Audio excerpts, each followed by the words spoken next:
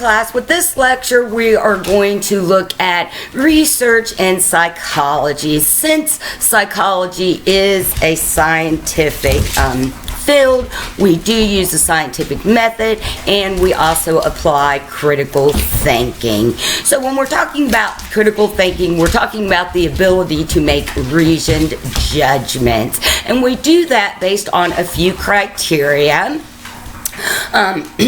First of all, we know that in order for something to be scientifically true, it has to be, we have to be able to test it, and then we have to be able to reproduce those tests. So because of that, we know that we need evidence, and sometimes that evidence is kind of the side that gets a little tricky because maybe we just don't have enough of it. And then other times we have a plethora of information.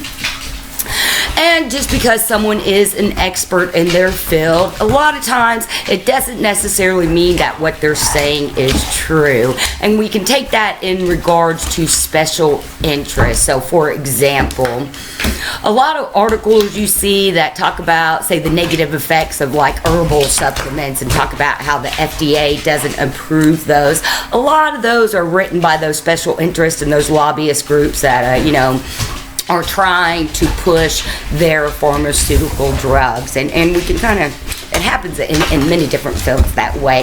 And so therefore, when it comes to critical thinking, it's important that we keep an open mind. When it comes to anything in life, it's important that we stay open-minded, because by being open-minded, that's how we're able to get more at the truth, or like we say in abnormal psychology, we get that etiology, we get to that root cause, right? Alright, so guys, sorry guys, my dogs are always going nuts. So we use the scientific method. It's just a way for, once again, like us to have accurate test results and a way for us to control error and bias. So some of the different types of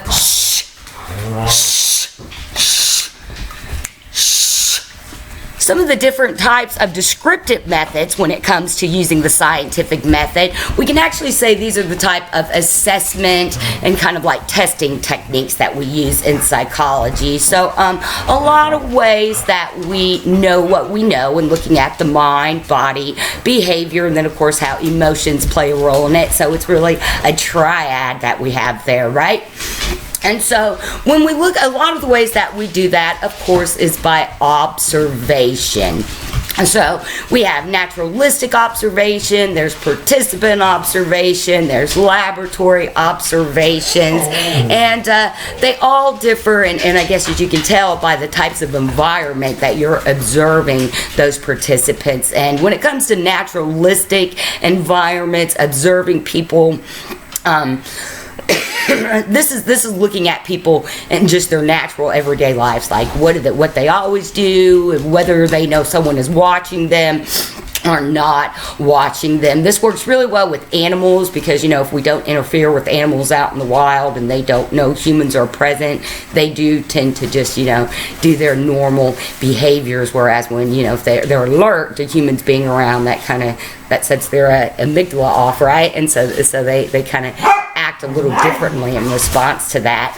And we have noted in psychology and even with anthropology that a lot of times when we're watching people in their natural environments, if people know that they are being observed, they tend to act differently. So I'm trying to think, it was they did this, I can't think of the people's names, but it was at Hawthorne. It's called the Hawthorne effect, and it's if you know you're being watched, you then act differently. It's because they did it on this factory. I think it was in the 30s, and that's what they did. They let the people know that they were being observed for whatever their behavior was, and everybody acted out of place. You can think of it too as like the holidays are, for the most part, until everybody gets in a fight, right? But, for the most part, when you first, you go to spend some time at somebody's house, or, you have your relatives come and visit, everybody puts on their Sunday best, right? You have your bestest behavior, and then, like I said, once that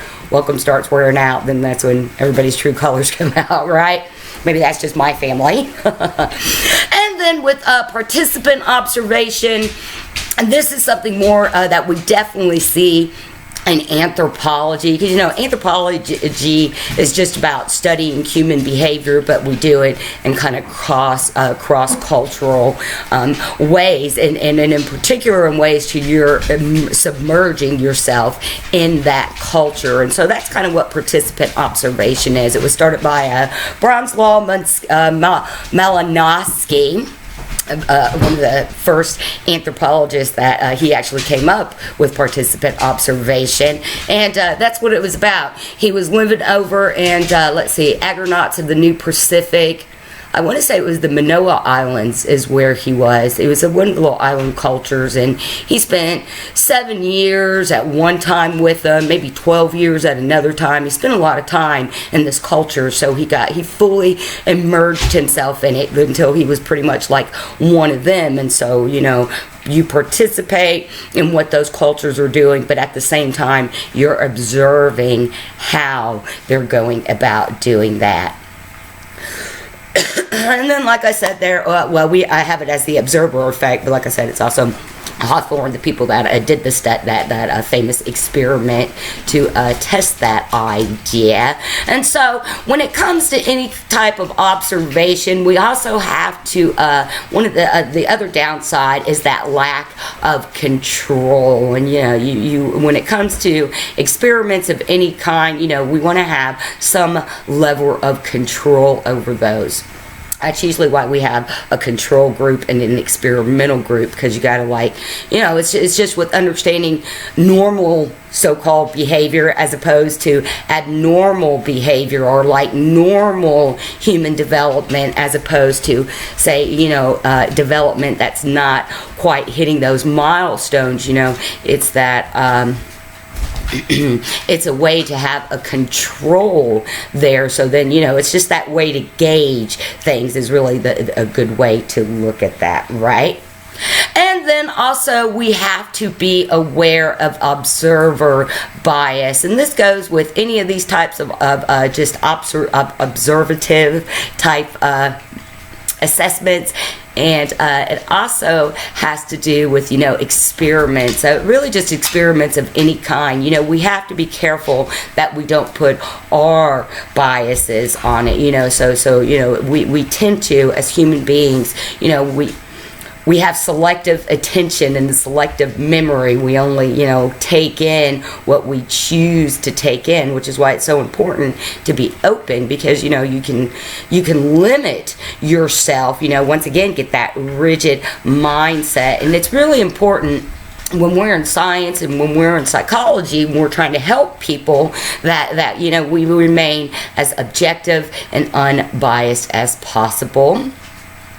And then just that with laboratory observations, it's just you watch animals or people in a controlled situation. Mary, what's her name, guys? Ainsworth, I can't remember exactly how to say her last name, but she's the one who came up with the different types of attachment patterns that children have, and the way they did that was kind of a laboratory observation, because they brought those mothers and those babies into a room that Mary had set up. And so then, they observed what happened once the mothers left and then came back. They were observing how the babies acted. So that would be a type of laboratory observation. Something like Tolman and his rats, Tolman, and how we figured out that one way we learn is through latent learning, and he had the rats, and like some of them were allowed to run the maze just kind of willy-nilly, do whatever they wanted, while the other ones, they were trying to train them to take these specific patterns. And so they noticed that those rats, even though they weren't being, the ones that were just allowed to run willy-nilly, they weren't training them like they were doing their control group. But when they put those rats in the situation of the controlled group, the rats automatically knew what to do. And so Tolman, accounted that, because even though, we constantly have stimulus coming at us and we're constantly learning, but we don't always need that information. So as those rats were, running around playing and they were making that mental note of where everything was, and you know, they didn't really need it until they were put in this situation. And so we call it latent learning, because it's kind of like you learn something, but it kind of like it stays in your subconscious mind. It just sits there and waits until you need it, and then it's like haha, and it comes up. Oh, another one of my favorite one is oh gosh, guys, I get bad with names and dates. Kohlberg and his chimps, right? I believe it was Kohlberg who did the chimps, but the ones with the chimps, and they figured out about insight learning, and so they would like set them up with these bananas that they had to figure out how to, you know, like stack the boxes to be able to get the bananas, or they had to figure out how to like put sticks together to make it longer so they could reach the food. And it's kind of like that. It's that insight learning. It's when,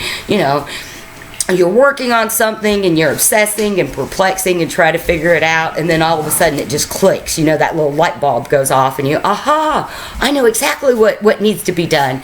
That is insight learning. And so those are just some example of laboratory observations. And then case studies, that would be like I was talking about with Malinowski and participant observation. It's where you follow one person or one group of person over a specific time period. Case studies can be really tricky because they just take a long time, and so they take a lot of money and a lot of investment of energy, you know, on both parts, on the researchers and on the participants. But case studies would be like how we know some of the things we know about abnormal personality disorders and just mental disorders in general, because, you know, we've done these studies where, you know, we've taken people and we've studied them over the course of their life, or like one big one with ADHD and linking it to antisocial personality disorder. And they will, you know, they will kind of track people and kind of monitor their brain waves. So interesting stuff there. And another problem with case studies is that sometimes we can't apply it to the masses. You know, it's kind of like with the old intelligence test and how they were just made for the specific group of guys. Of young, educated, I'm sorry guys, of young, educated white men. They don't like when I talk to my computer. That's the problem. Once I start talking to my computer, everybody, come here girls, come here. Everybody get crazy. Sorry. And so they might not apply to everybody because, you know, like I said, because, you know, it just may not be applicable.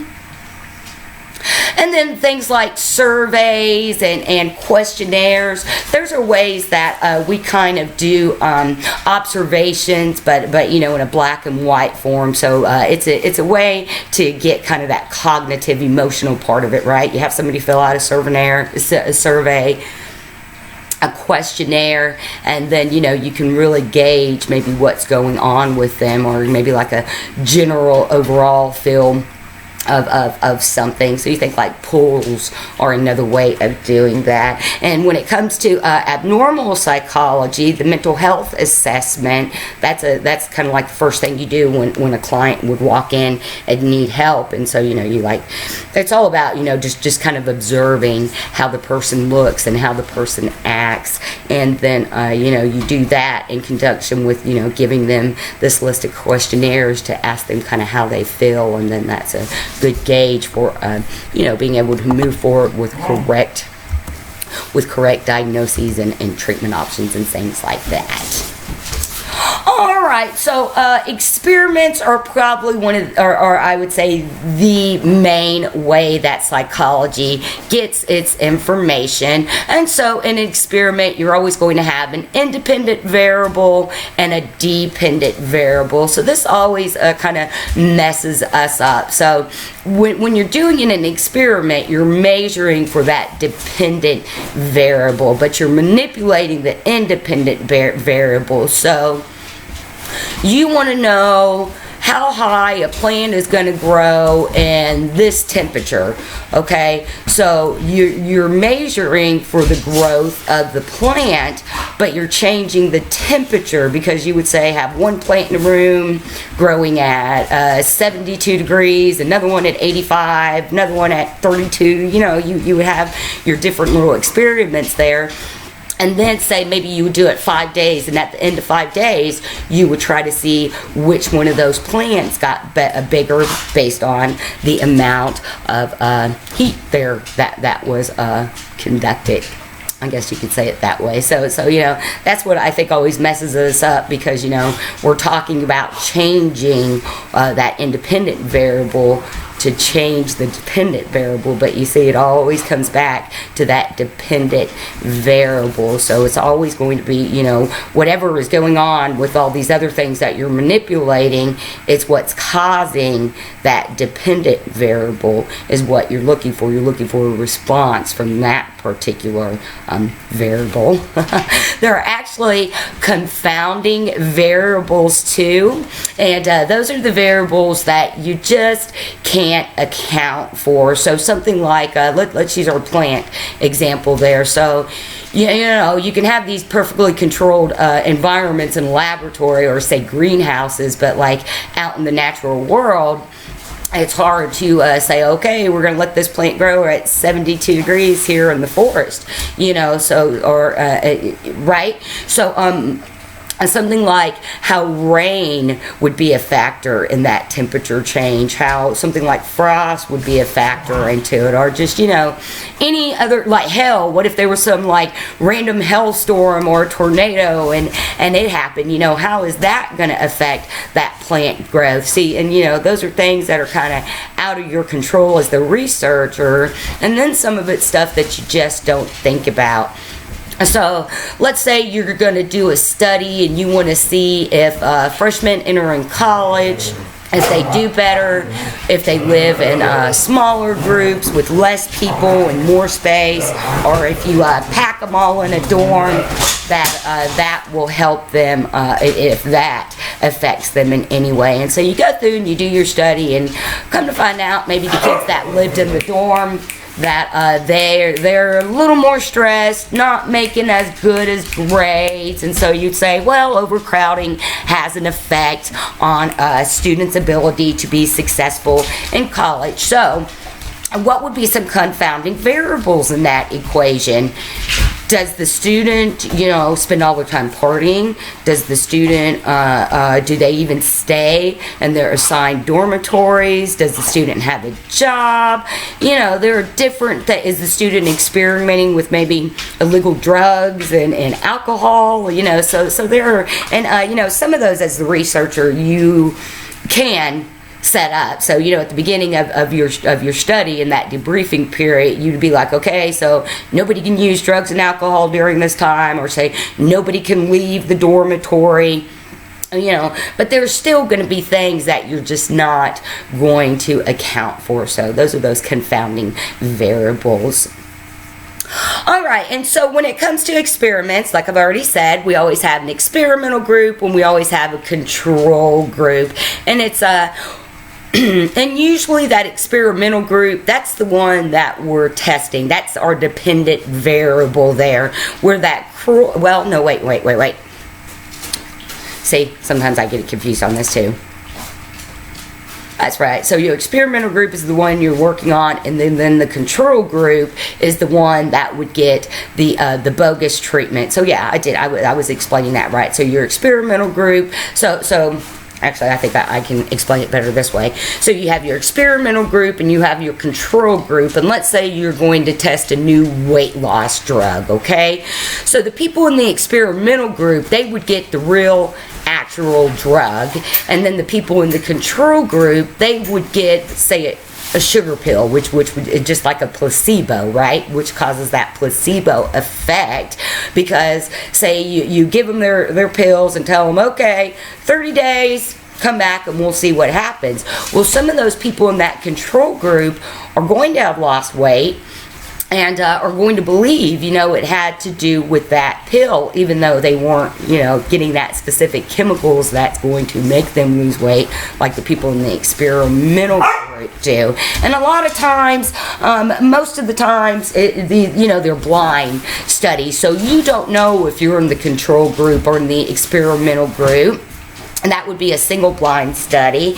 And then a double blind study would be when neither the researcher nor the participants know who's in what group. So it's like a third outsider would assign the participants to the group. And then you, as the researcher, you would be observing both of them and wouldn't really know who did and didn't get that placebo, right? So you see how that helps make you as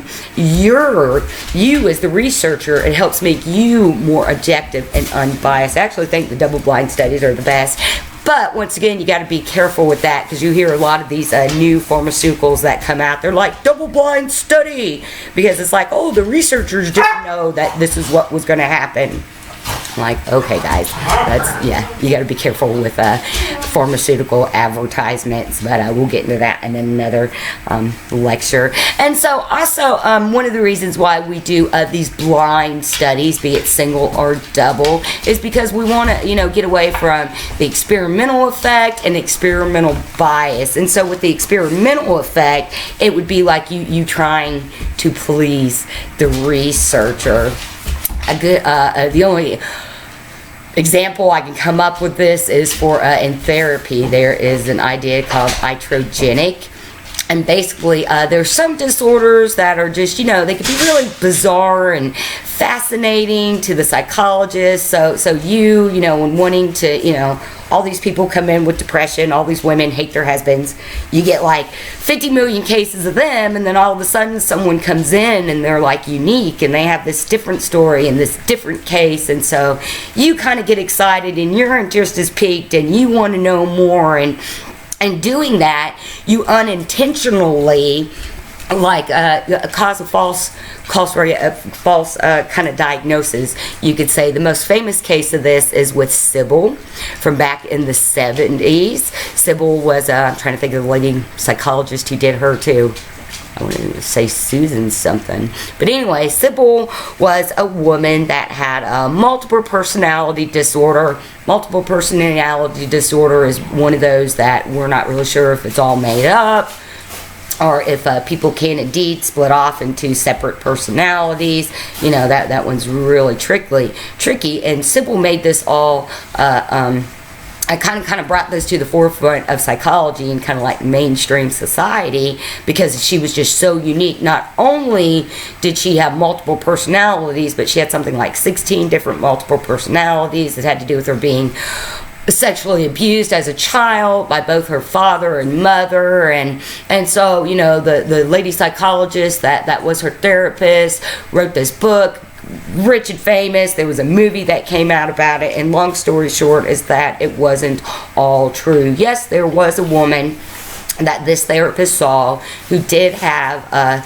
some multiple personality disorder, but once again, it wasn't as I can't think of, we'll just say it's bad. It just wasn't as bad as it was made out to be in the book and like in the movies. And even the woman, Sybil, which of course was not her real name, but even she herself said that, it wasn't all true. So those are, things that we have to safeguard ourselves from. When we, it's easy to get excited and caught up in something, but, once again, we have to realize that with some disorders, that's a way to like trigger them. It's kind of like with a hypochondriac. You would never want to ask a hypochondriac, how do you feel today? How are things going? Because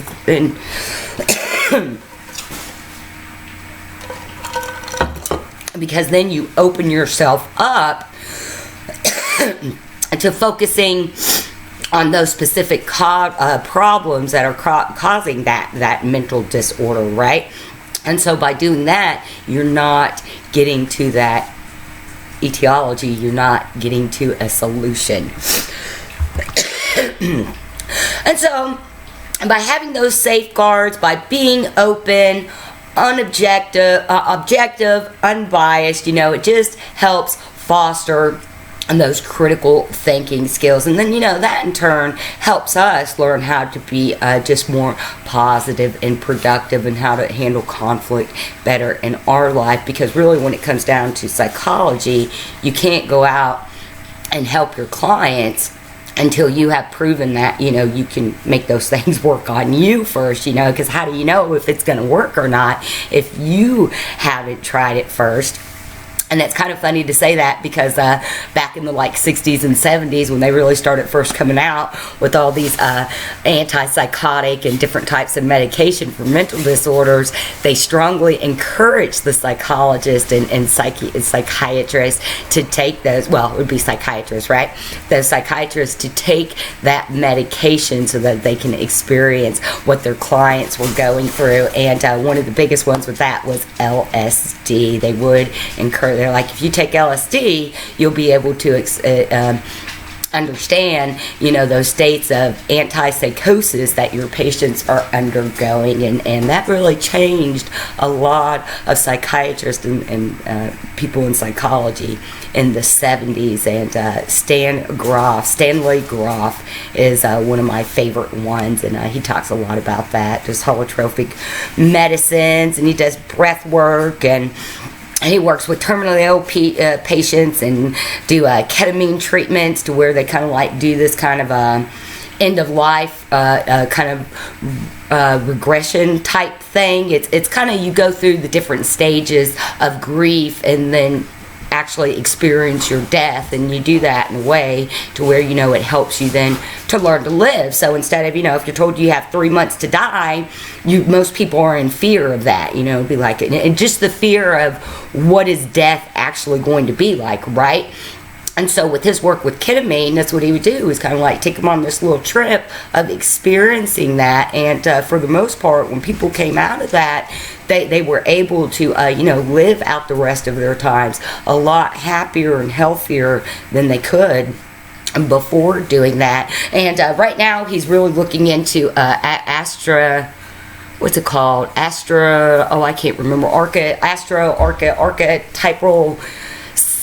astrology. I can't think how it goes now. Sorry, guys. I got so much stuff going on in my head. I say I get things confused sometimes.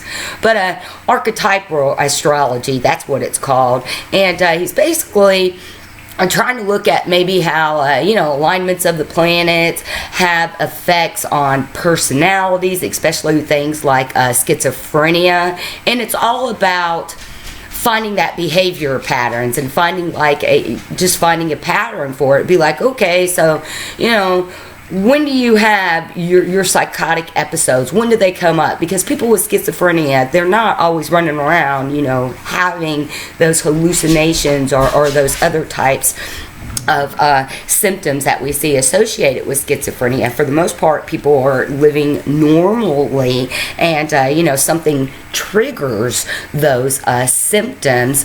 And it's kind of, it might sound a little woo-woo, but if you think about how we know how the moon has effect on people, and we know that when the moon is full, that there are more people getting arrested and going into mental hospitals, because something about the full moon does kind of make us act abnormally. And so it's kind of just that. It's looking at, okay, well, maybe is it something with moon phases? So let's say, we're in April, Mars is prominent. Is that when you have your psychotic episode? Okay, well then it's a way to prepare. It's like, okay, well, that April is coming up in 4 months, and so what can we do now to prepare you so when your episode comes on, you can handle it better? See, it's not really like we're going to make it stop and cure it. It's all about adjustment, finding that balance, learning how to balance it out so that you can still have those positive and productive behaviors. And so another way to create that balance is finding relationships. So another type of assessment testing that we use in psychology are correlations. And basically you're just looking for that relationship between two variables. And it's not like an experiment where you have, where you have your independent variable. This is looking at, if if you eat ice cream every day of your life for 2 weeks, is that going to cause you to have diabetes? You know, and so you would say, okay, well, you know, you ate this much ice cream and your sugar level are increased by this much. That would be a positive correlation, right? Or you could say, you ate this much ice cream and nothing happened to your sugar intake level. You know, it'd be a negative correlation. So positive is when you see a strong relationship that as one variable is doing something, it affects this other variable, and then negative would be the opposite there. So like negative correlations would be as somebody who is an extrovert, are they necessarily happier than somebody who is an introvert? And you would say that, what's our correlation there? More friends means more happy, less friends means less happy. And you know, we've certainly done a lot of studies in personality studies to say that there might be some truth in that. But then at the same time, you know, we have to take into account individual variety, right? You know, there are some people who are more introverted in some situations than they are in another one. We tend to disassociate, and actually we all kind of have multiple personalities at times, you know, because we do behave a little differently. And so we have to always take those things into account whenever we're doing these experiments and wherever we're playing with variables, because just the word there, they're variables. We know that it's like a juggling act, right? We know that there's always going to be something changing there. And then when it comes to those correlations, we just can't always say that there's a cause and effect.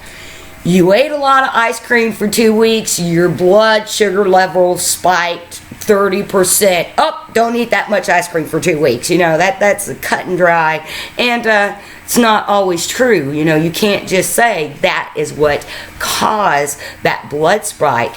Why is that, guys? Confounding variables. What else is that person doing to maybe make their blood spike? Because we could have, you know, Jane here ate 30 gallons of ice cream in 2 days. Blood went up 50%, you know, whatever. I'm just making this up, guys, of course, but I think you're understanding what I'm saying. And then over here we have Susan, who ate the same amount of ice cream in the same amount of time, and there's no increase in her, you know, blood sugar intake, whatever it's called there, you know. So, you know, because of that variety, we just can't say ice cream equals that. You know, you got to look at what else is going on. Alright, and so when it comes to psychology, even though we use scientific fields, we really want to look at that empirical, or we're really focused on empirical evidence. I can't say empiricism. There it is. We're a little bit different, and you know, one of that is because of history. You know, with most sciences, they kind of began with the work of amateurs. So you got to think, you know, back in the 1800s, natural sciences, you know, botany, geology, things, you know, things, the natural sciences, you know, they were all based on people who had an interest in that stuff. You know, people who learned about bugs, they were doing that from the beginning. And with psychology, we were really trying to start something new. You know, it was deliberate. We don't have a field that really looks at that mind-body connection. And really what it comes down to is we don't have a scientific field that looks at the idea of consciousness, because that's really what we're trying to prove with this whole mind-body emotion connection we have in psychology, and in understanding people's behaviors. We're really looking at what is consciousness and how does that affect the way we act and engage others. And so that and you have to think about it.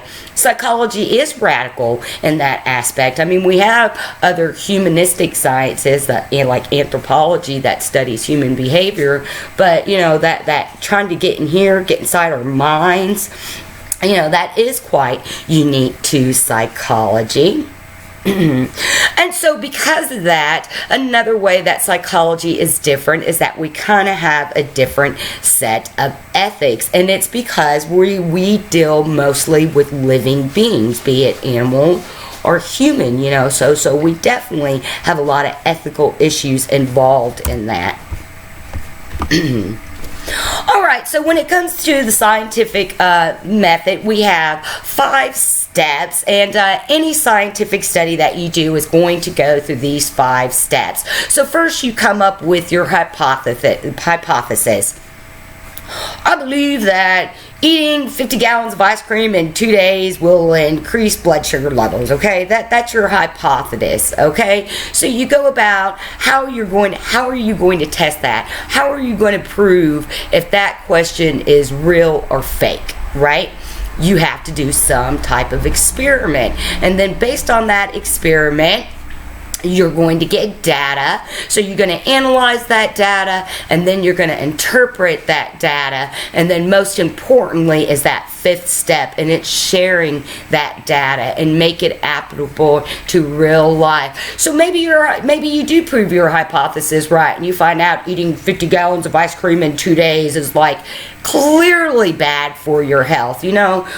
That's kind of like, well, what does that mean to me? What does that mean to us? How do we make that applicable? Well, you know, that's a way you tell people you can't do that. You know, there are other productive and positive ways that you could go about, you know, engaging your time and energy. And then, you know, knowing that too, it'd be like, why would somebody want to eat that much sugary food in such a short amount of time? You know, that indicates something a little more mental, cognitive on the mind side, right, guys? And so that's what I'm saying. It's just, you know, you go about creating a hypothesis, come up with your thesis, because, you know, your hypothesis is the question, and then your thesis is the one that you just take that question and put it into a statement there. So it'd be like, you know, just like I said, you know, does eating too much ice cream cause blood sugar intake? I believe eating too much ice cream will cause a spike in blood sugar intake. You see, I just kind of changed that around there. And so with everything that we do in psychology, you know, we are always trying to go through these steps of the scientific method. And I think if you think about it in a way too, when it comes to providing counseling, psychological, psychiatric services to people, you know, this is really a big part of it. If we can't do these testings and we can't come up with results to interpret, you know, and share that data, it just makes it a lot harder for people to get the help they need, right?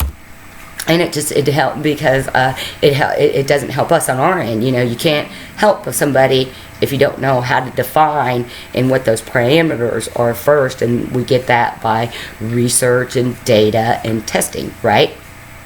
So here's just a little kind of like flow chart of the scientific method. And basically with this flow chart, as you can see, it's kind of the how an experiment uses the scientific method. Oh, and in saying that too, I'm glad it has that there because I forgot to tell you this.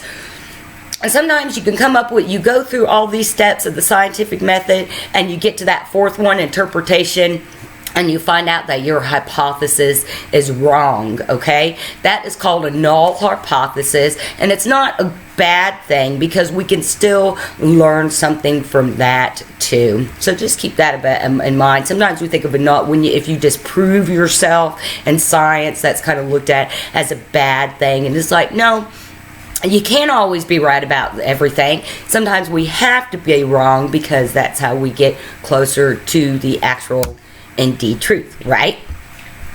Alright, and then like I said, the biggest part of psychology with our assessments and with our testing is that reliability and validity. Those are kind of the 2 cornerstones of any psychological research. It has to be reliable and it has to be valid. So it has to be valid in that whatever you're testing for, the parameters of your assessment have to apply to that specifically. So, you know, if you're looking for depression, you're not going to ask somebody about what kind of dog they have.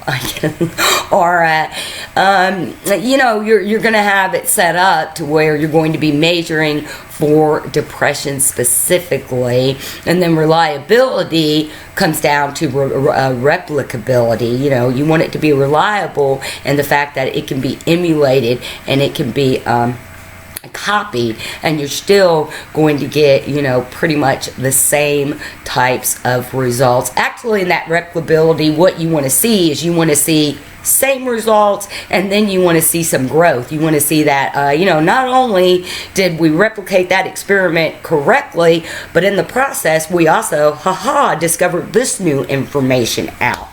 And that helps. That goes back to that validity and reliability there. Alright, and then when it comes to experiments and assessments, we also have meta-analysis, and that's where you could take like mini experiments and you kind of look at them against each other, and then you kind of figure out kind of an average there. That would be something, once again, go back to pharmaceuticals. They do that. So it's like, you have this group here who kind of does it. And then maybe a college over here got funded. And so they've got somebody to do it. And so, like you got 3 or 4 colleges working on the same kind of pharmaceutical, which could happen, and a lot of times those studies are very, very small and very, very limited. And so, when you can kind of disperse it out across the nation, for example, like that, then that's a way to gauge better data, actually, because you're adding more variety there. And then polls, that once again, polls, when they take these polls and ask people, or surveys, ask people all over the country, census, that would be a type of meta-analysis, because we're looking at data from all over the country, and then we'll compile and get together to give an average view of what the face of America looks like, right? Makes sense, guys? Alright, and so when it comes to the scientific method, like I said, we have that thing called an hypothesis, and that is what we change into our thesis. And our thesis is just, it's that argument, that thing that we're trying to prove there. And if we're lucky enough and we have something cool enough that we prove, it might be turned into a theory, just like we have theory of gravity and stages of water and all those different science laws of Newton and Einstein and all those guys came up with. Those are theories. And then to put it into a more psychological context there, we come up with theories when we have gotten to the point that we can make accurate predictions. Now, if you remember the 4 goals of psychology: to observe, explain, predict, and control behavior, be it animal or human, right? And so you actually make a theory when you have accomplished those 4 goals, and you have done enough experiments and tests that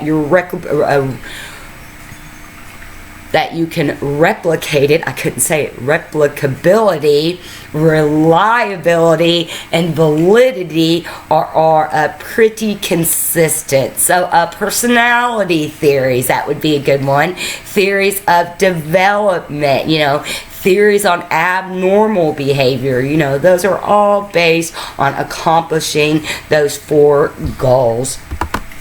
And we see it's a little bit like the humanist and Maslow, especially, like with his ideas of self-actualization. Just because we have these theories, it doesn't really mean that they're set in stone and there's not some room for them to self-actualize, right? Because we always have that opportunity, which each new mind that comes into the field, and which each new generation, we learn to see things a little bit differently. And so, that can really help substantiate a theory, or it can, really help make that theory null. And so here is an instance where a null hypothesis, a null theory is not indeed a good thing, because, at one time in the history of psychology, we viewed homosexuality as a disease. In the first 3 or 4 manifestations of the DSM. Homosexuality was listed as a disease, and conversions therapy, and it was a really big deal.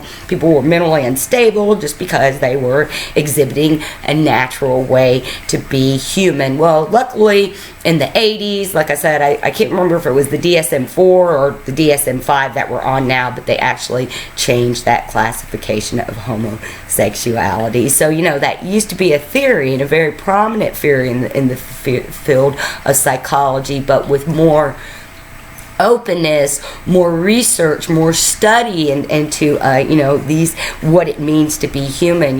We know that is false, and so that theory is disregarded. So sometimes it's okay, see? And so that's funny, because that puts us then to the burden of proof. So that's how we kind of you say whether something is true or not. Can you falsify it? And you have to be able to prove it. So let's just go with something like a personality disorder, to be able to show that, okay, this person has schizophrenia, I have helped them adjust to their life, that burden of proof is on you. Well, show us. How do we know? And then it would go to, you'd have to observe the person. I was thinking maybe think of a court of law scenario, and you have this client, and maybe they're trying to get off of probation or something, and so you're trying to, your burden of proof is to show that maybe they're not going to be in danger to themselves or to the rest of society if they're, freed from prison. And so your burden of proof would be to say, well, I've been working in therapy, and we've been doing psychoanalysis, and Rodney has shown a lot of spiritual, emotional intelligence growth. That's burden of proof there.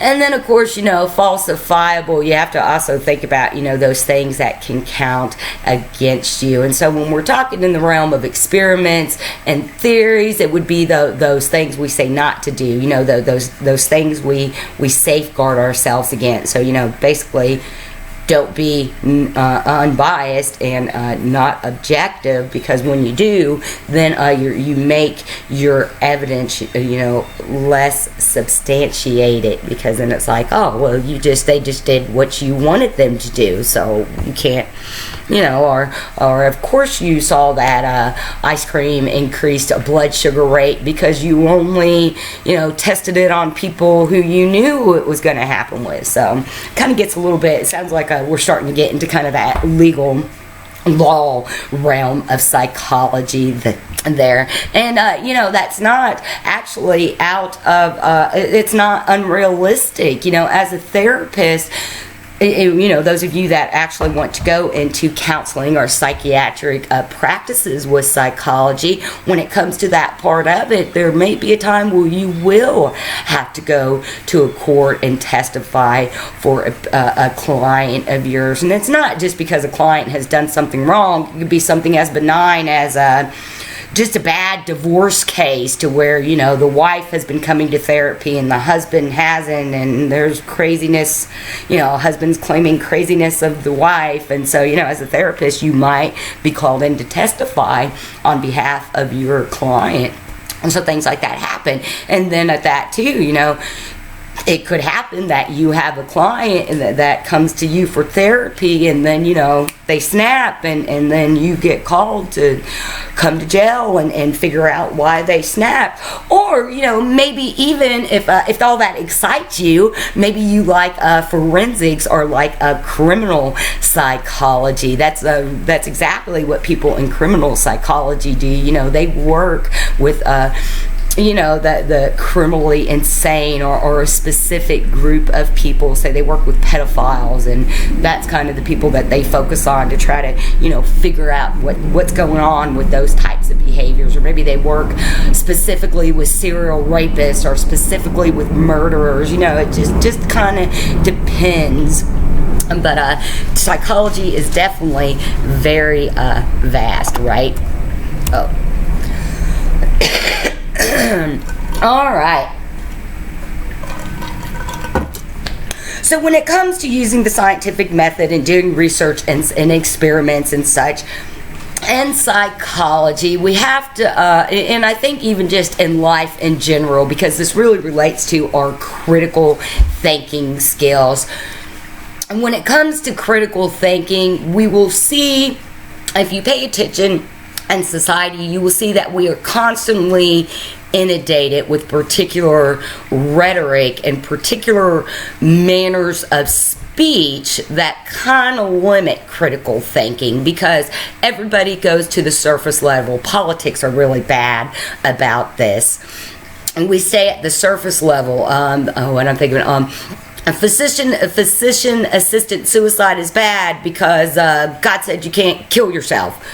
You know, that's yes, that is one explanation, but that's that very surface level. We're not digging down and finding out what's really going on there. Why would somebody really want that option in life, you know? And then so with critical thinking, we're getting below that surface of just everything and trying to dig deeper. You know, that's part of the learning and growing experience of being in this life. It's always that, just trying to dig deeper so that we get closer to the truth.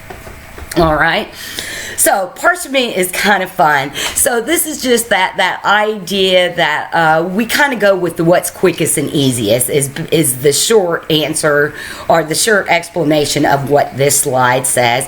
If it's easy, if it's quick, we don't have to put much thought into it. It sounds like a good idea. We're all about it because we kind of don't tend to be very critical. And you know, and that's not getting down on us as humans. That's just we're so overstimulated and overwhelmed with things living in life that sometimes it's a very benign thing that we kind of pass over some things instead of stopping and being more mindful. That's what I am working on with my PhD, are these ideas of mindfulness, and just how when we take those minutes, you know, take a breath, stop, think about it, you know, we would be really surprised at you know, how much more elucidative your thoughts can be. All right, so with the idea of parsimony is just you know, we're gonna, whatever the quickest, easiest, most palpable explanation is what we're gonna go with. Okay, so this is a famous story, Clever Hans. Clever Hans was a horse back in the actually, I thought it was the 1700s, but I guess we see it's the late early 1900s there, so beginning of the 19th century. And we see that he was able to do math, and so, you know, complex equations. He actually, you know, at first he would just count. It'd be like, okay, how many apples are there, Clever Hans? And 4, he would tap out with his little hoof, four taps. And oh, yay, you got it right. And then it would be like, okay, well, if you have 2 apples and you add 3, how much you're going to get? And little Clever Hans would tap out 5. And oh, yay, got to the point to where he could do it all. Add, subtract, divide. He knew fractions. And so people really thought that Hans was a unique horse with some profound and exceptional mental capabilities, right? He was unique from other horses. Makes me think of Mr. Ed, if you guys remember that old show. There might not be many of you. It was an old show when I was a kid. But and so we're left with the question of, how did Hans really accomplish this? Now, I love animals, and I would love to think that Hans was indeed smart and he had figured out math. But this is actually how animals are really smart. Hans didn't figure out math. He figured out how to read people. He knew how to read us, and that's what allowed him to come up with the correct answer. So once observation of Hans and his mathematical abilities, it was reported that whenever somebody would ask him a question, they would lean in to look at his foot. And so they'd lean in to look at his foot, and okay, well, I gotta stop tapping now. And so he would tap, and then when he got to the right answer, that person would react, be like, oh, he got it. You know what I mean? It'd be like, oh God, there's 4. Is he going to do 5? And so you would react knowing that he tapped it out right. And oh, clever Hans there went, oh, that's it. That's what they want me to do. And he did it that way. And I'm like, I tell you, man, that's pretty funny. So horses can't do math, but they know something about humans that we don't, huh? So I'm sorry not to laugh, but I do think that that's kind of a funny story, because that's all it was. People reacted the same no matter what, and he just picked up on that. And so that's how he was able to do the math. That's great. Alright, and then also when we look at parsimony, once again, we have to think of these ideas of extrasensory perception, things like ESP. And when it comes to the paranormal and kind of the trans-conscious or transcending types of consciousness, we do get, and psychology gets a little bad rap for that, because with America, early psychology started out as mysticism. So it really was, once again, this idea of consciousness. What happens when you die? Can you communicate with people when they die? So things like Ouija boards, and spirit boards, and seances, and taking pictures of dead relatives after they passed away. It was all this quest of just, understanding consciousness and, human behavior and just what it means to be human.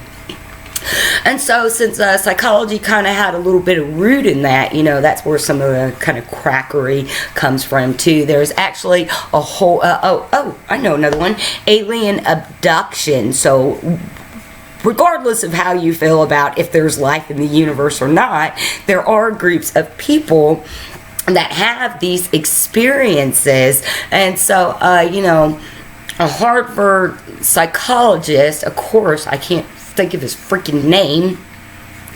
Oh, man. I'm thinking Stan Groff, but that he's not. I just told you guys. Greer?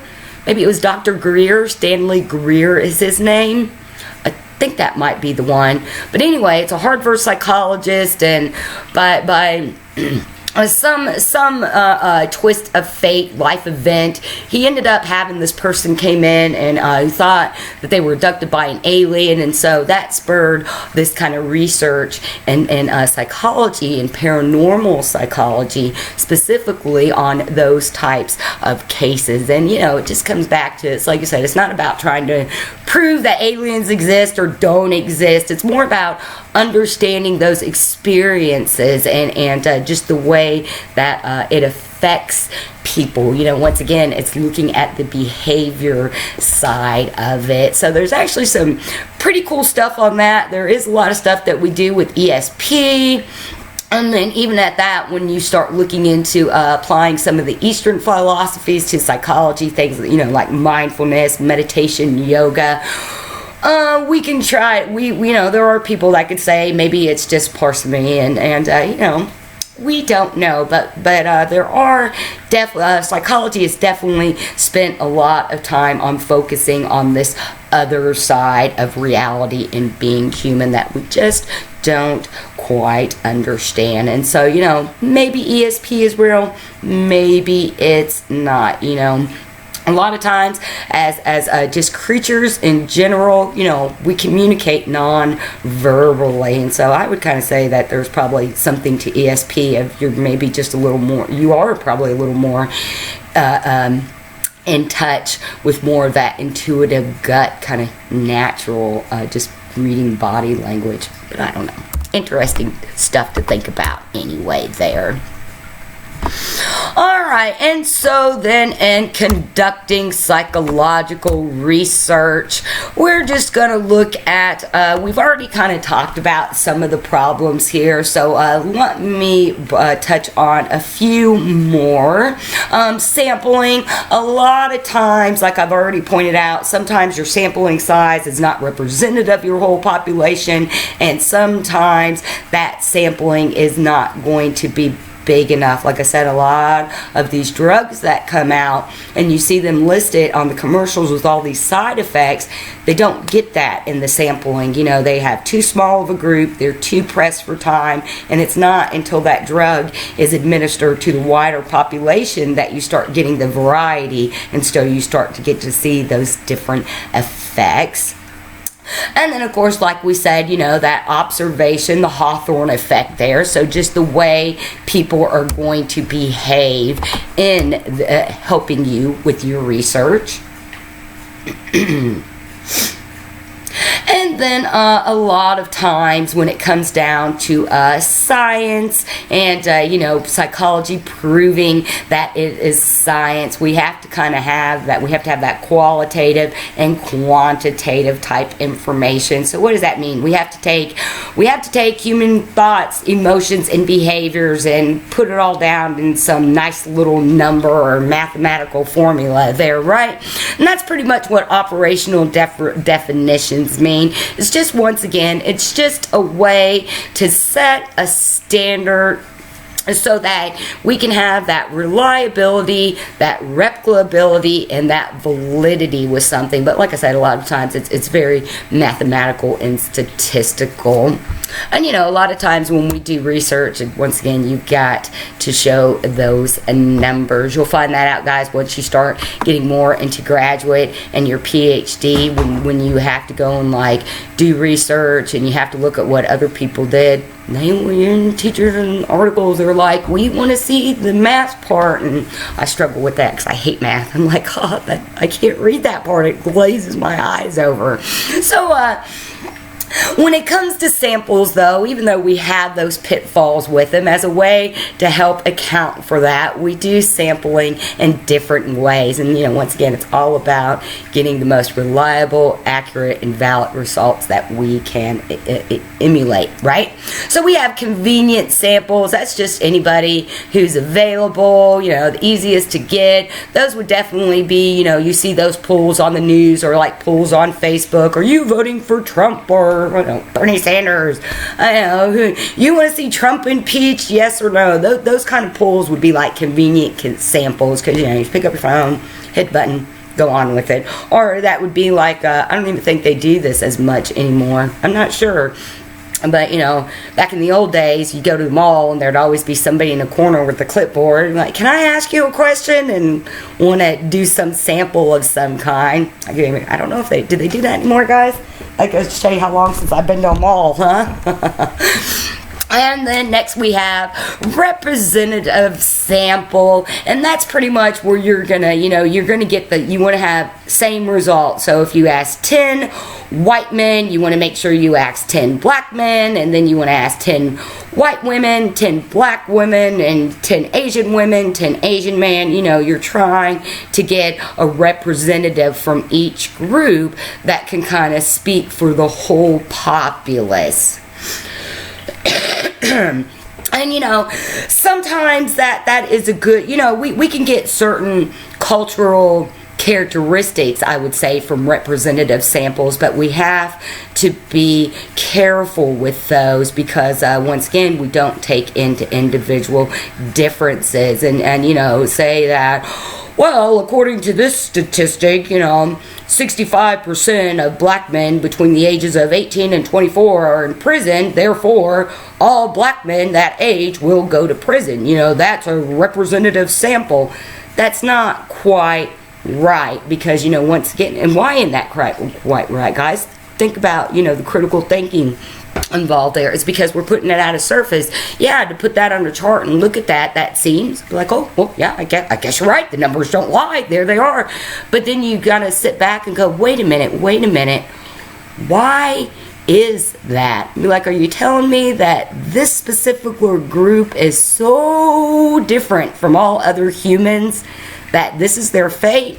I'm like, no, that's not true, you know. So I hope you guys see what I'm saying is that we have to be careful with representative samples because we have to take in that larger picture. We have to dig deeper below the surface to find out what's really going on there.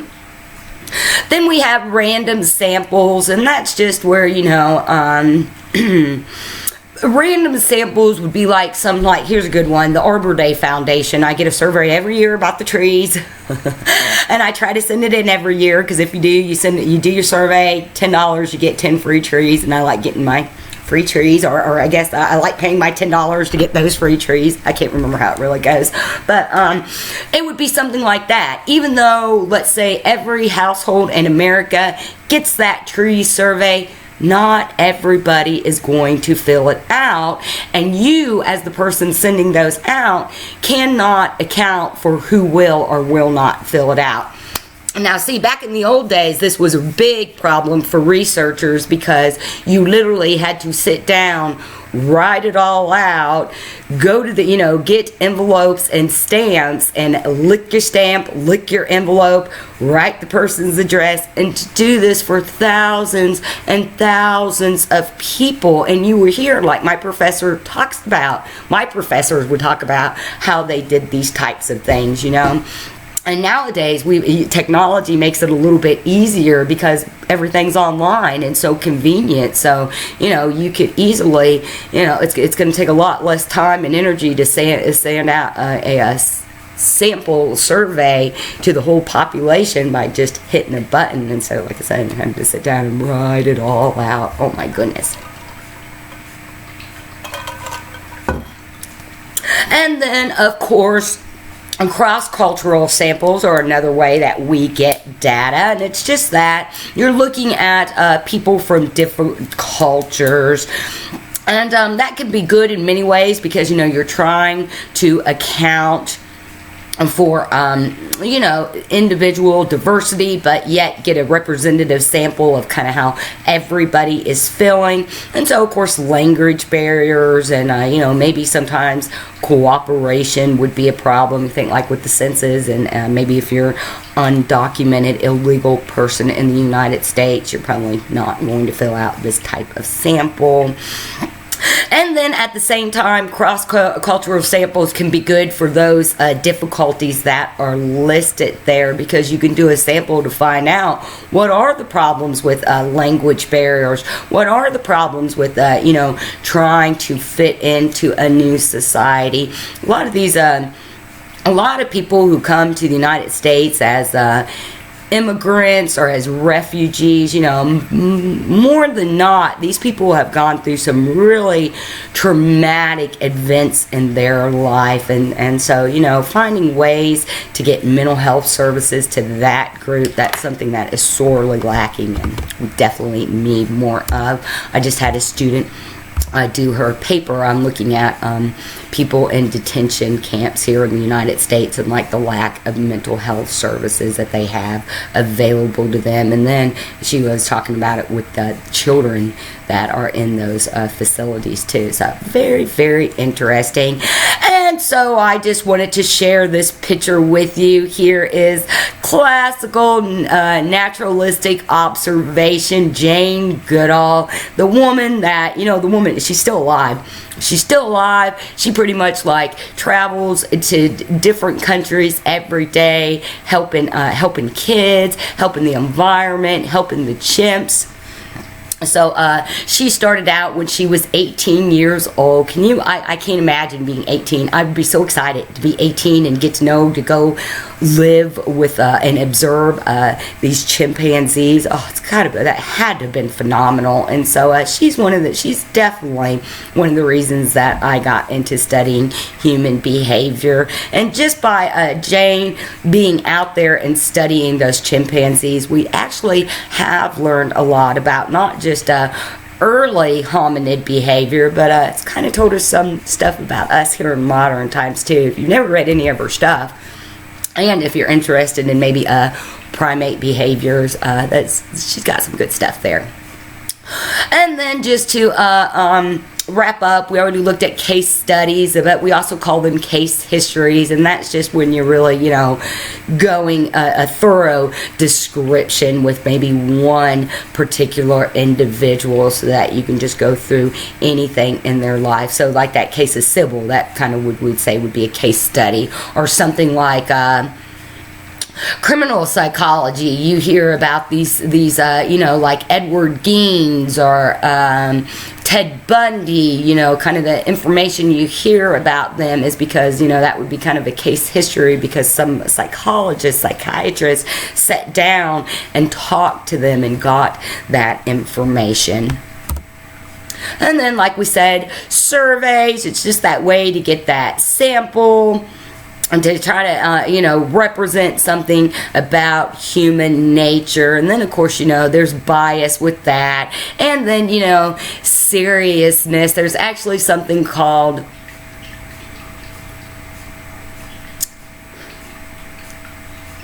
Hold on. Give me just a minute, guys. I'll think of it. I'll think of what it's called. I see it. And I can't get my mouth to say what the word is.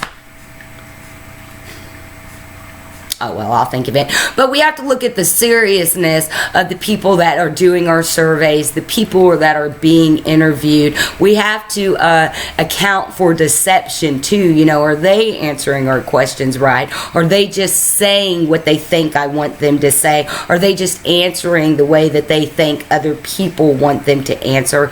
Social desirability, that's still not what it's called, though. It's the word where you just agree because everybody else agrees, and or you know, in order for something to be reliable and valid, you kind of have to have a group consensus on it.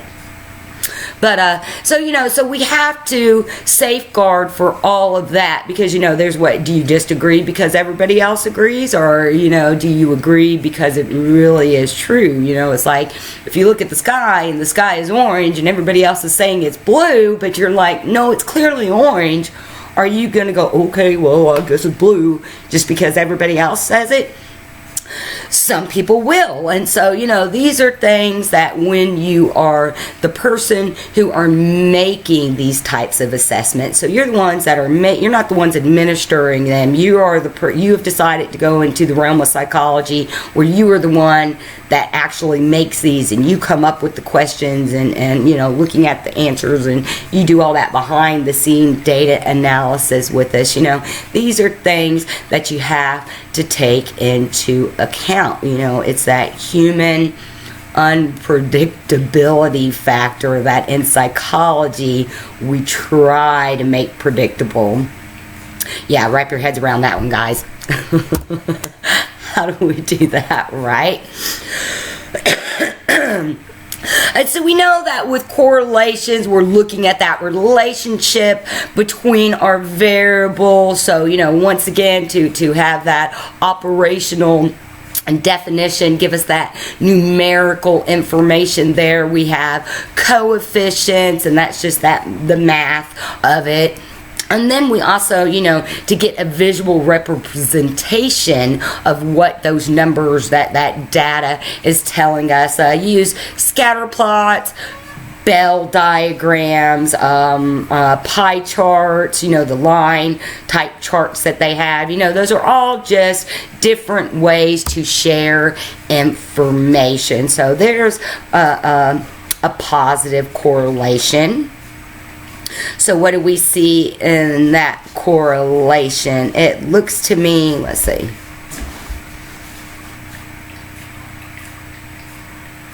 That's what I was saying. That's what I was looking at. So we see that what this is saying, it seems to be like the more you eat seafood, the likely it is that you will be depressed. And maybe that has some kind of, and maybe that does have some positive correlation there. But you know, what about the amount of mercury and other stuff that may be in that seafood you're consuming? How is that going to affect the chemicals inside your brains and body? And then, you know, what else are, you know, maybe is going on in your life that could contribute to you developing depression? See, that's why we have to be really careful with correlations and doing that quick, simple cause and effect. Eat more seafood, less depressed. Boom, there it is. We're done. Let's move on to the next thing.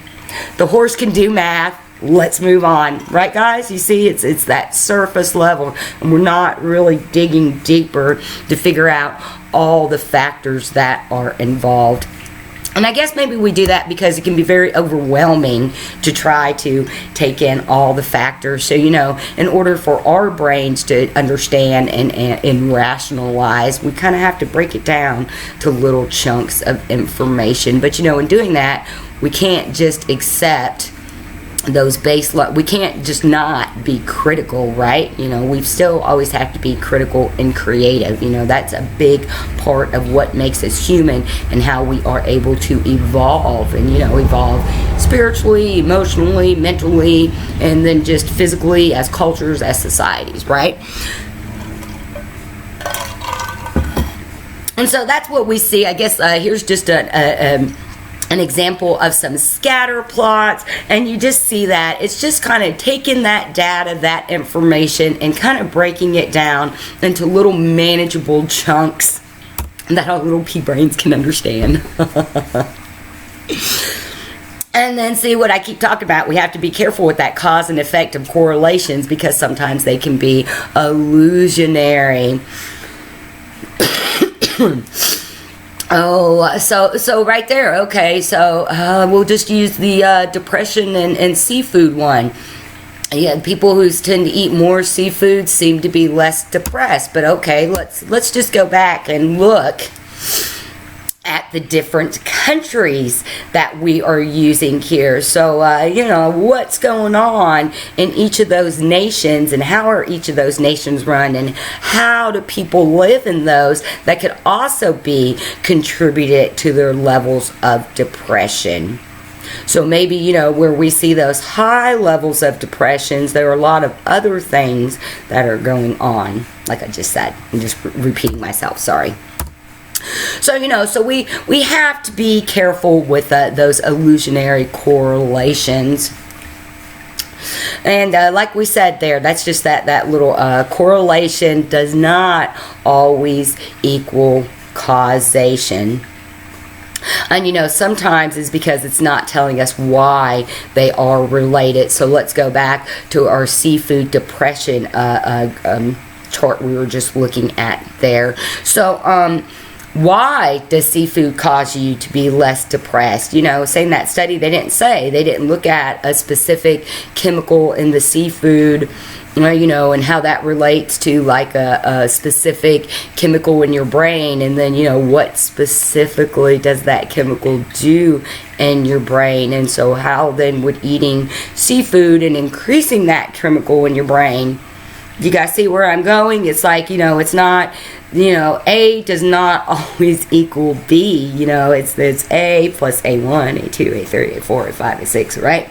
You know, and there's an infinite number of possibilities and variables that we can put together. So, you know, once again, that's why it's important that we're critical and objective and unbiased, so that we make sure that we always get the most accurate and reliable results that we can. And then just reiterating what we were talking about there with experiments, kind of giving you guys breakdown of the definitions, you know, exact definitions of each of those particularities of experiments that I was talking about earlier.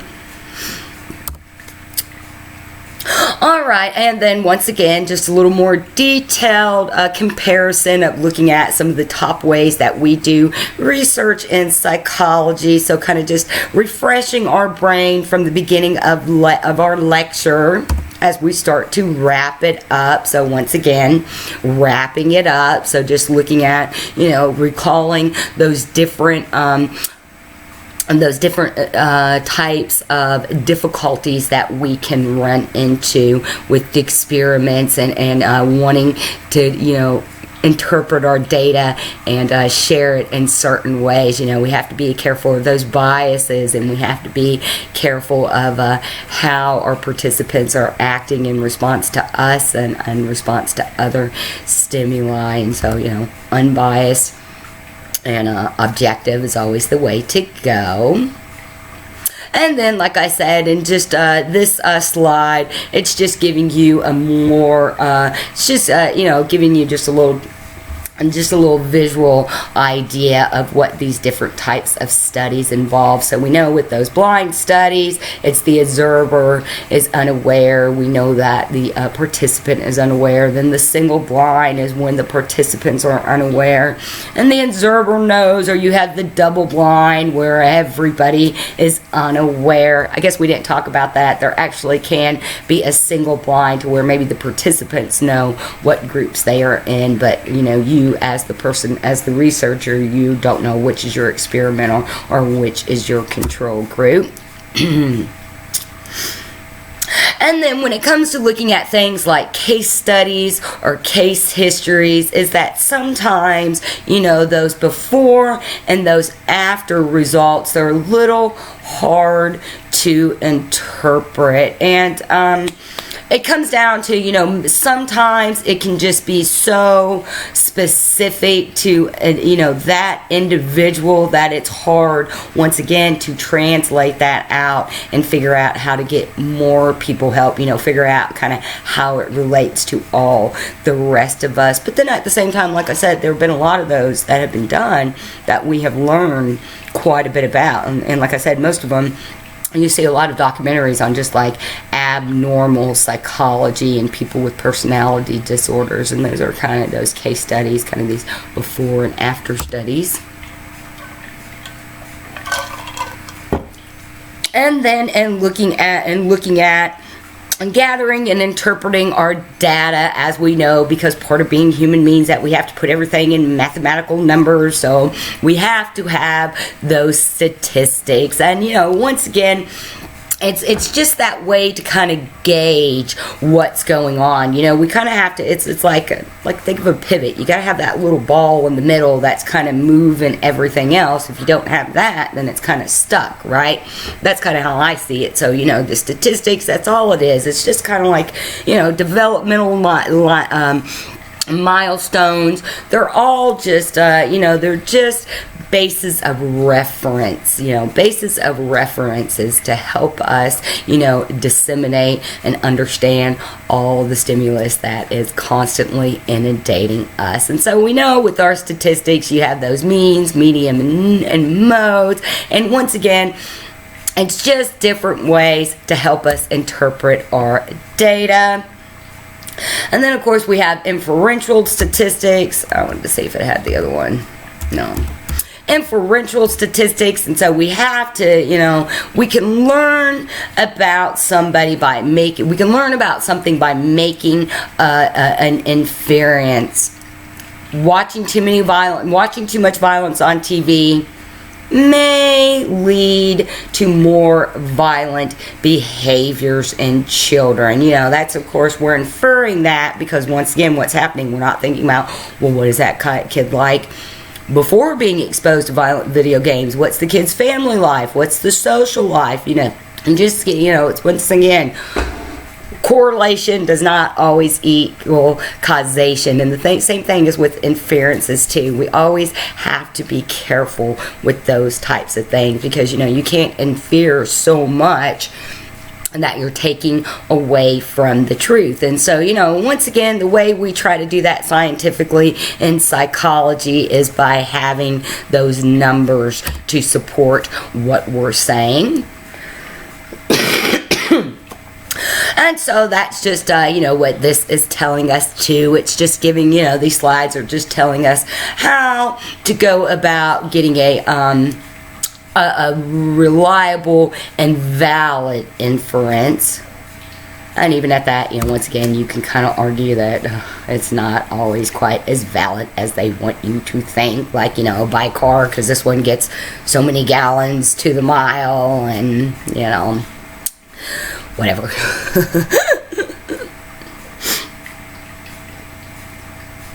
Let's see, hold on.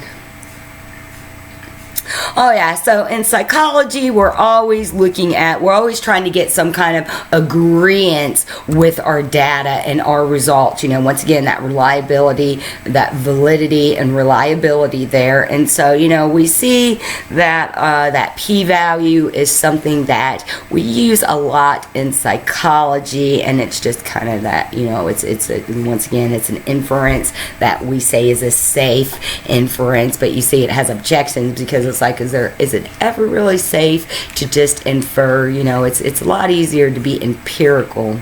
Or no, wait, I'm sorry.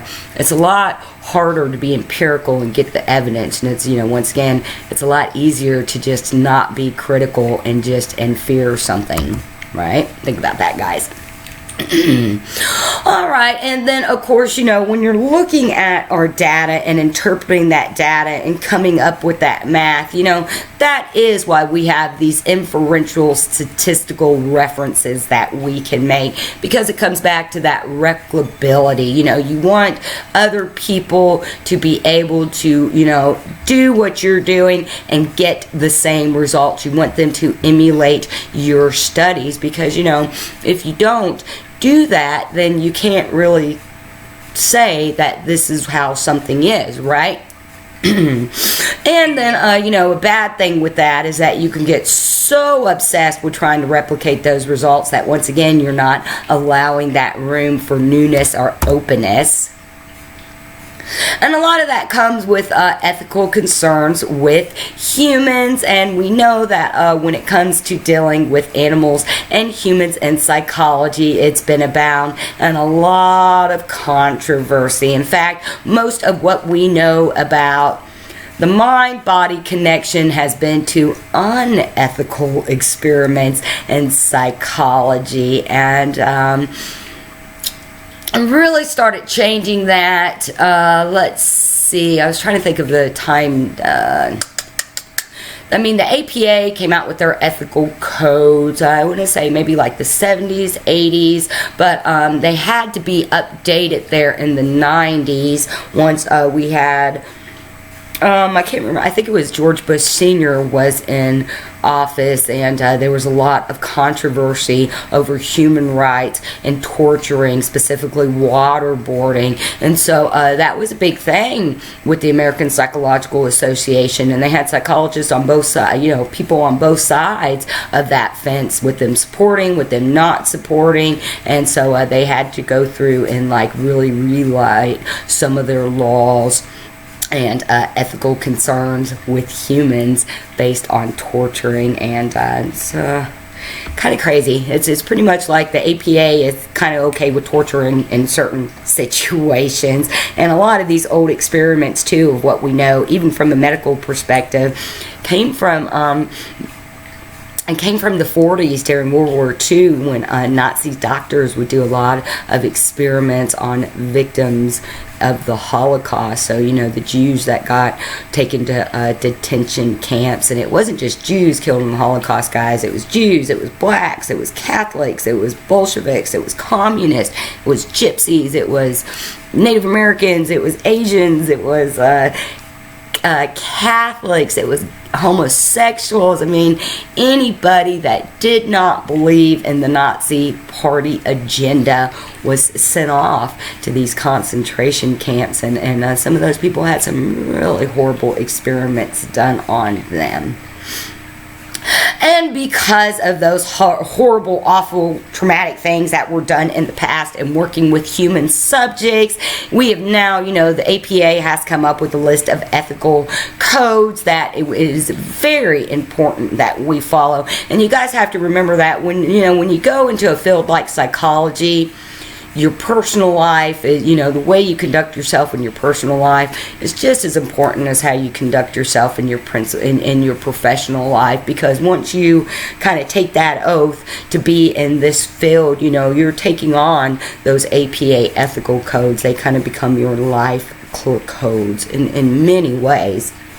And I know that's not always easy in our personal lives, but once again, it's all about maintaining that balance, and in order to help others, we kind of have to be able to help ourselves first. All right. So because research with humans can be tricky, you have to have informed consent. That is like the number one before you do any kind of experiment. Before you go out to even just interview somebody, you have to have informed consent. And the more you get on in this profession, guys, and the more you actually get out into away from academia, out in the real world, you got to make sure you always have that paperwork and stuff like that. So you always have to safeguard yourself, because there are a lot of situations that you can breach ethics and counseling and maybe not even be aware of it at times. Here's a good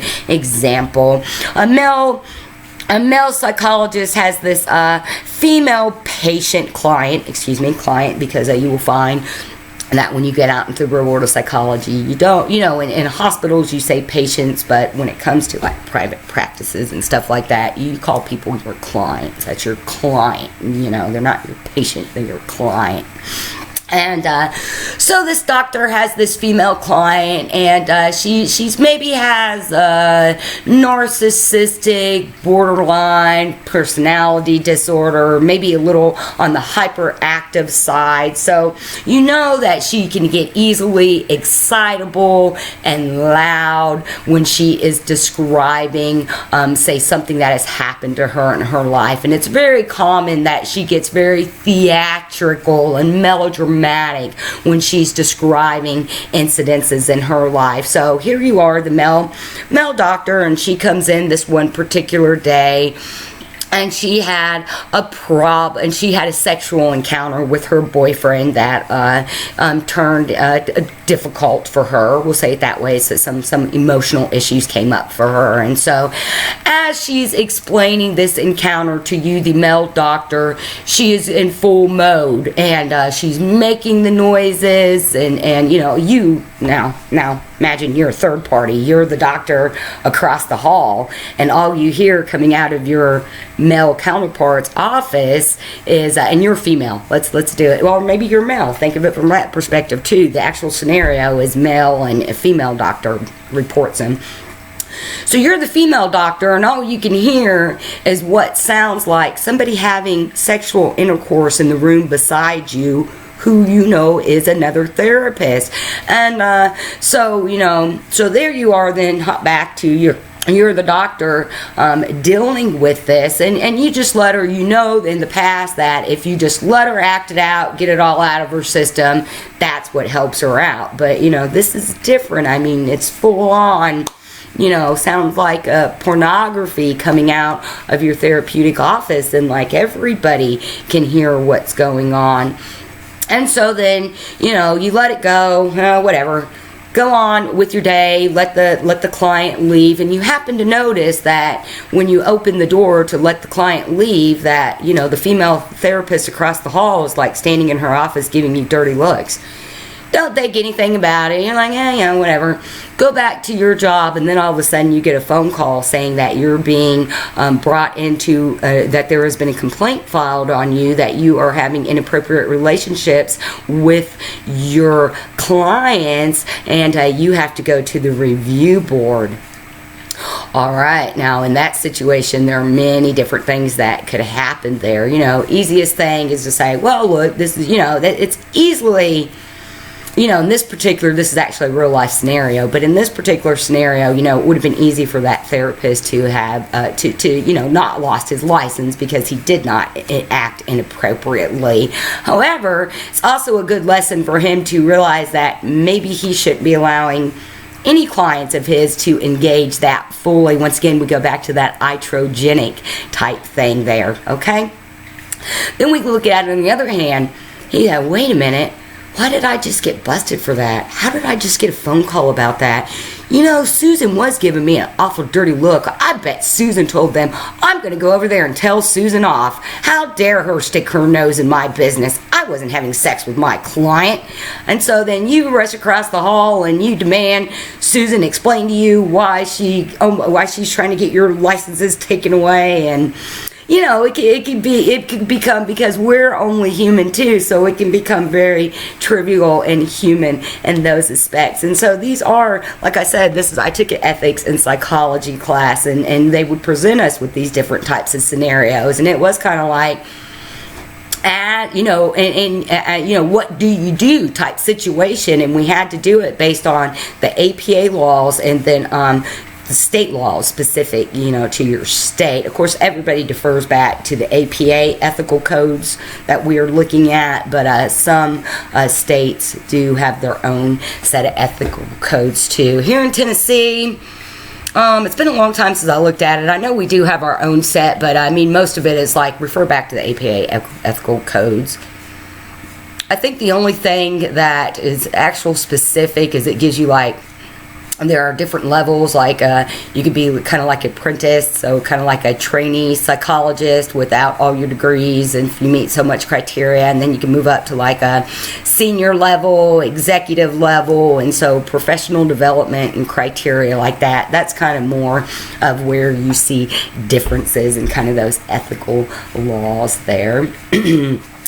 And as participants who study and practice psychology, our number one goal is to cause no harm, to see that no harm befalls anybody, be it, your client, people outside, or just even you personally. And then when it comes to those ethical concerns with animals, this is a really tricky and controversial subject, and it comes down to, do animals have consciousness? Do animals have feelings? Can animals, not feelings, but like emotions, can animals feel pain? Is it, do we need to subject them to painful things? And I don't think so. It could get really tricky, very, very much tricky, but I don't like to see animals hurt in any way whatsoever. And the biggest thing with using animals ethically is that they can't give informed consent.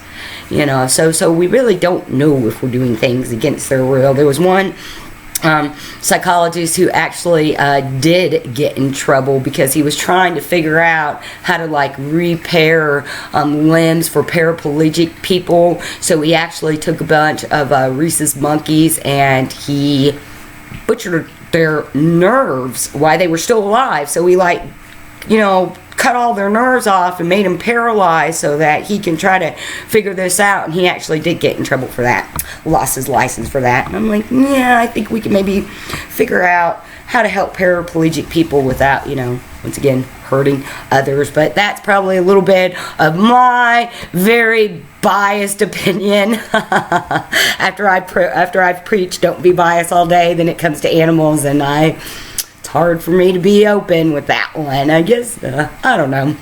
Some of it's good. I mean, you can use animals in therapy. I'm okay with using animals in therapy. I'm okay with studying animals to understand things about being humans. But when it comes down to that, spraying perfume and rabbits and monkeys' eyes just so we could figure out if the perfume is going to make you go blind. Do we really need to spray that in somebody's eyes to figure that out? Some of it just doesn't make sense to me. And so I do believe this is the end of our PowerPoint. So as we know, as we are looking at the APA codes of ethics, I've just briefly have them listed here. So we know, number one, see that no harm befalls anybody. And that, if you're doing an experiment, if you're just doing counseling with somebody, if you are an educator in a classroom with your students, no harm. That's number one. Informed consent. You got to make sure that everybody knows what is going to be expected of them. They got to know the parameters.